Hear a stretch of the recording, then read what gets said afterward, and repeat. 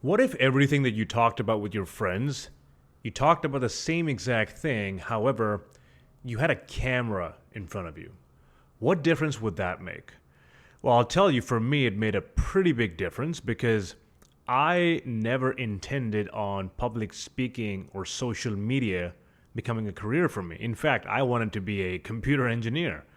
And I did not get anywhere close to that goal because one day someone asked me, "Hey, Yasser, you're pretty good at presentations.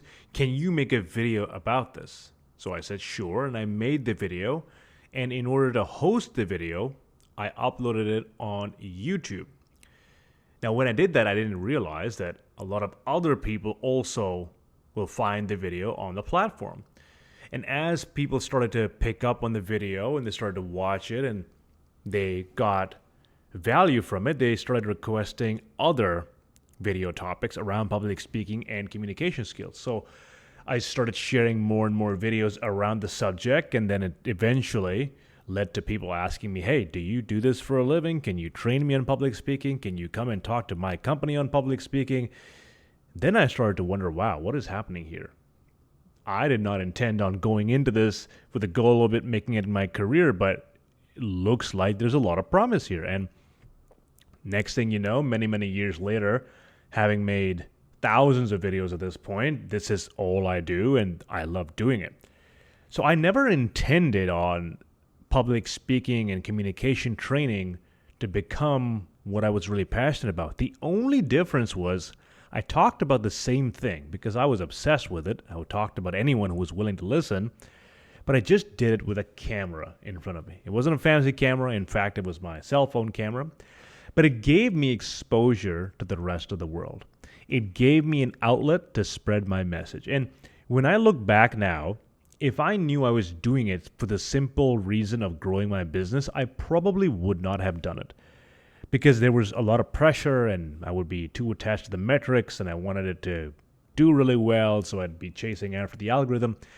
But now that I've been able to do it, I've realized that the importance of having a good message doesn't just stop there with having a good message, but also making sure it reaches as many people as possible. So in this day and age, if you want to spread your message, spread your vision, it's very hard to do that without social media because you just don't have the reach. The alternative of that is to have an impact on your community, your local community, people around you, or just the people in your circle. And we know, especially after the pandemic, people's social circle has gotten very, very small. So if you are someone who feels, hey, I have a very strong message to share, or I'm really passionate about something, I want to find more people, maybe you're into photography, maybe you're a carpenter looking for your community, whoever you might be, if you want to find your tribe, find your people, one of the best things you can do is just put a camera in front of you. Now, I'll share some things with you that helped me because I know being in front of a camera does not really come naturally to everyone. It certainly did not come naturally to me. So here are 3 things that helped me.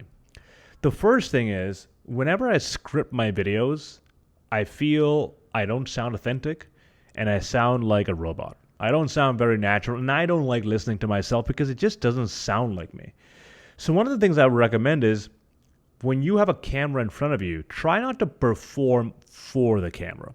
Instead, pretend like, or you can even do this, just call up a friend and talk to the friend about whatever you're talking about and just record it on the side. You can start by doing that.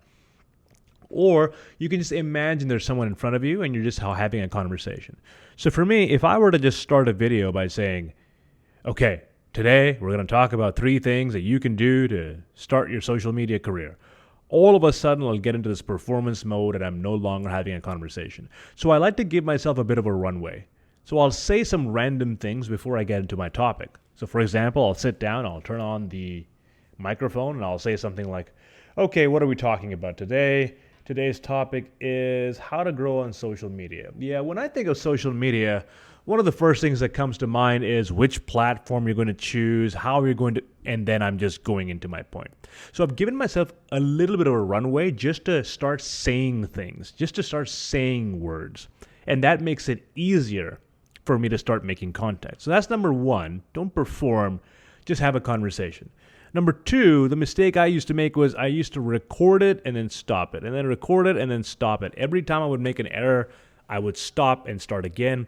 And it became a very, very big obstacle because now every time I stuttered, I had to do the entire thing again because I didn't want to edit it. So instead, what I did was I just kept it rolling and I told myself, you have one take, whatever comes out, including everything I'm saying now, whatever comes out is the way it's going to come out. And at first, I was really against it because I wanted every single word to sound perfect. I wanted every analogy, every phrase to be amazing. But then I realized I'm getting so attached to the delivery that it's getting in the way of me building connection and me giving value to my audience. So then I started doing this. Okay, let me just turn on the camera, hit record. Whatever I say for the next 10 minutes is what I'm going to upload. And I did that for about 2.5 years, and I'm still doing it. So it takes away that pressure of performing. You learn to just do it and not do it very well. And even if you don't upload it, just upload it for yourself, unlist it, put it on private just so you can watch it and you can get enough practice around it. So that would be number two. And the third thing that I would recommend, especially with social media, is you want to give yourself a lower bar of success. So I remember when I was starting, I had to make the perfect video. I had everything had to line up the way I envisioned it. And if it didn't sound like that, then I didn't do it. So instead, when you start off, just say, I'm going to talk for about 2 minutes, or I'm going to make a video that's 60 seconds long, or I'm going to tell my story about XYZ, and that's all I'm going to do. Give yourself a very low bar. Just start doing this, and you realize, especially when you're posting on social media, the first few videos are never good. They're always a little iffy, the editing is kind of choppy, the sound isn't great, you're sitting in your mother's basement, and it's really dark. You know what I mean. So you want to give yourself a very low bar of just posting, just putting yourself out there. And then you'll start to realize, hey, I'm doing this. Sound could be a little better. I could structure what I'm saying a little bit better. I could be a little bit more energetic about what I'm talking about. And then the next thing you know, you start to realize all of these different areas that you can improve. And then you keep doing it and you keep doing it. You start getting likes and validation. And people say, wow, amazing video, great. And you continue and you continue. And next thing you know, you've got 1.7 million followers. At least that's what happened to me.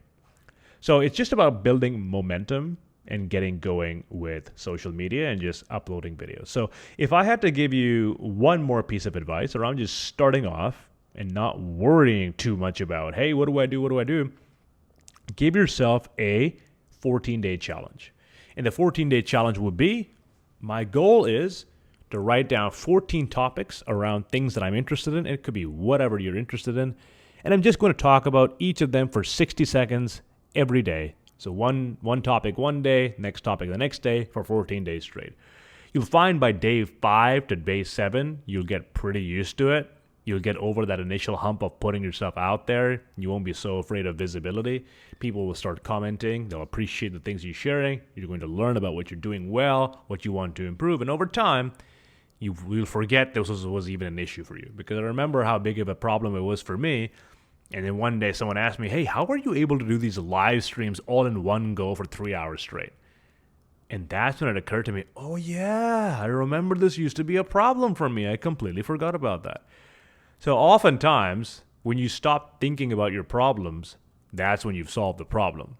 Because now it no longer sits in your head. So as a takeaway, lower the barrier for yourself as to what you need to do in order to post videos, and then give yourself a 14-day challenge. I guarantee you, if you just do the things I mentioned, you're going to start getting momentum, you're going to start getting traction, and who knows, you might be the next big social media influencer. Talk to you soon.